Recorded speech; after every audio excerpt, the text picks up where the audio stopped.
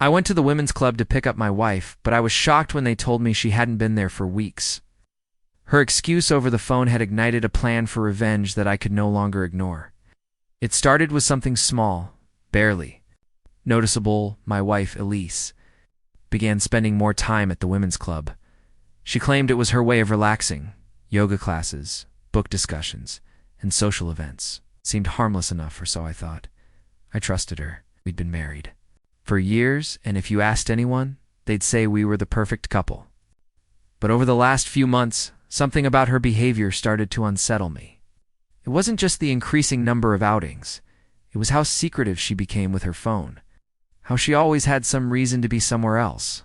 I tried to dismiss it as paranoia. After all, what kind of husband goes snooping when his wife says she's attending book club meetings?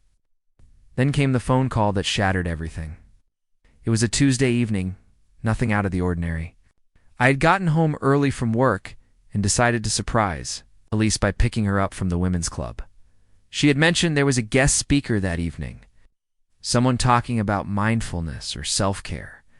I parked outside the impressive building, which looked more like a chateau than a club, and called her. "Hey, I'm outside the club. Thought I'd pick you up tonight," I said, imagining how happy she'd be. There was a pause, a long, uncomfortable silence before her voice came through, tense and hurried. "Oh, ... I'm not at the club anymore. We moved to a friend's house. It's closer to town. You didn't need to come all the way out here." Something about her tone felt wrong. Lise was usually calm and collected, but now she sounded almost startled. "Which friend?" I asked, trying to keep my voice casual. "Sophie," she replied. "You don't know her? I'll grab a cab home. Don't worry," she added quickly. I don't know what made me hesitate after hanging up. Maybe it was the nervous edge in her voice, or the fact that I'd never heard of this Sophie before, despite all the time Elise claimed to have spent with her supposed club friends. Whatever it was, I found myself walking into the club. The receptionist greeted me with a smile. "Good evening. Are you here to pick someone up?" "Yes," I replied.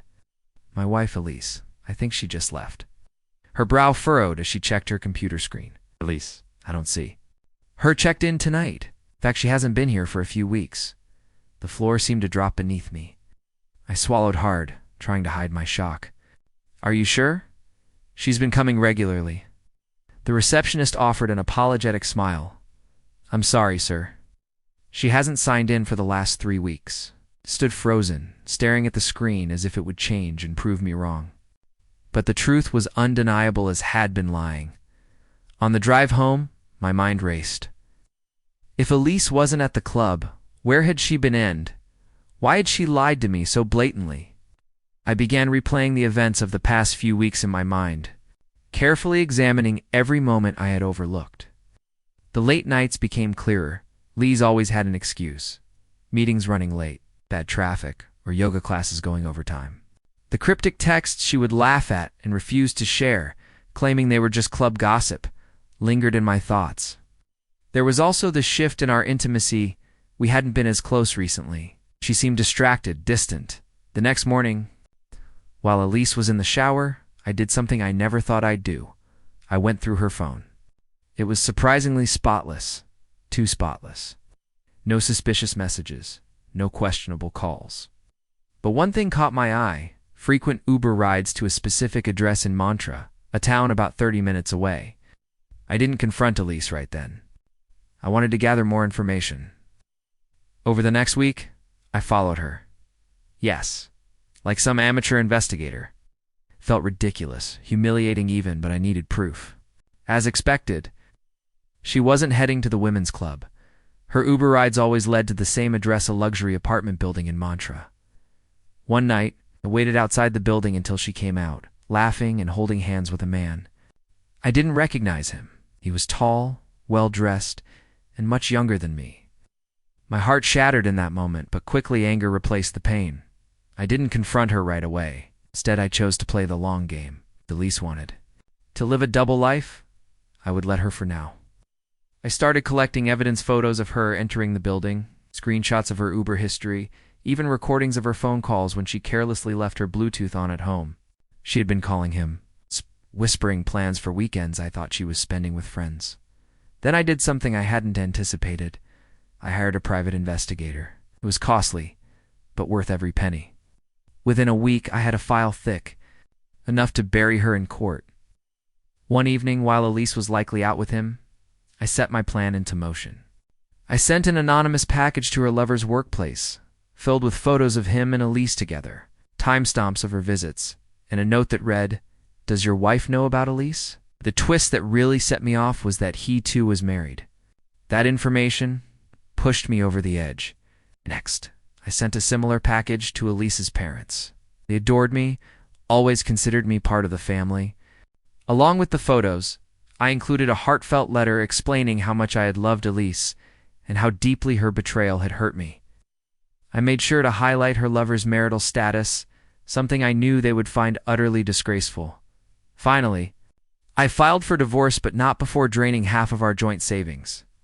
I had learned from the investigator that Elise had been using our money to fund her little escapades dinners. Hotels, gifts, it only seemed fair I get my share back. When Elise came home that night, I was waiting for her. "We need to talk," I said calmly, sliding the divorce papers across the table.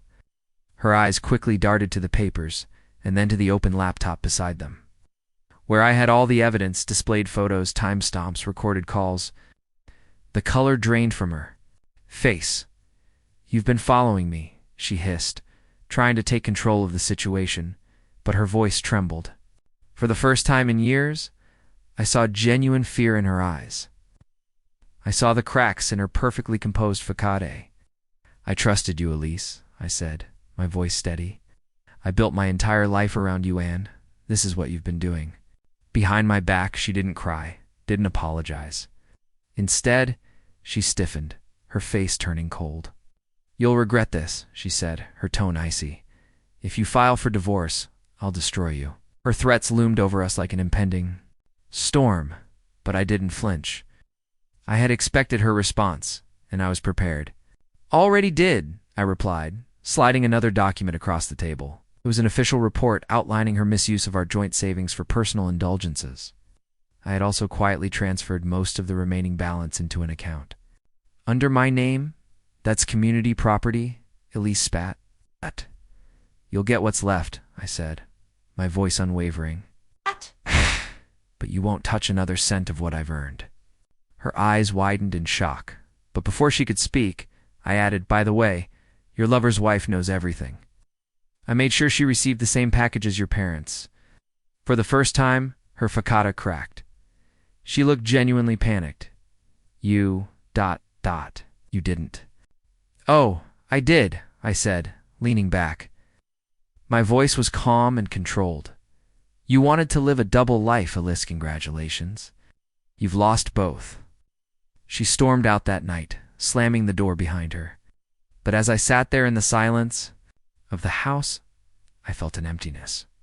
Yes, I had one. But the victory didn't feel satisfying. It felt hollow like ashes. A month later, I received a call from Margot, the wife of Elise's lover. Her voice was calm, almost chilling. "Thank you for letting me know," she said. "You've saved me years of living a lie." We talked for hours, exchanging the details of how we had both been deceived. Margot turned out to be much sharper than I had expected. By the end of our conversation, she made me an offer I couldn't refuse. The apartment Elise had been sneaking off to was actually in Margot's name. Her husband had convinced her to buy it as a family investment. But now, with the divorce in progress, Margot had full control over it. She suggested we sell it and split the profits. "Think of it as poetic justice," she said with a laugh. In the weeks that followed, I began rebuilding my life. Selling the apartment gave me the financial cushion I needed to start fresh. More importantly, it gave me a sense of closure. Elise and her lover had dug their own graves, and Margot and I made sure they'd lie in them. Do I feel good about how things turned out? Not entirely. Revenge may seem satisfying in the moment, but it doesn't erase the betrayal. Still, knowing I stood up for myself and helped another person escape a web of lies gave me a strange sense of peace.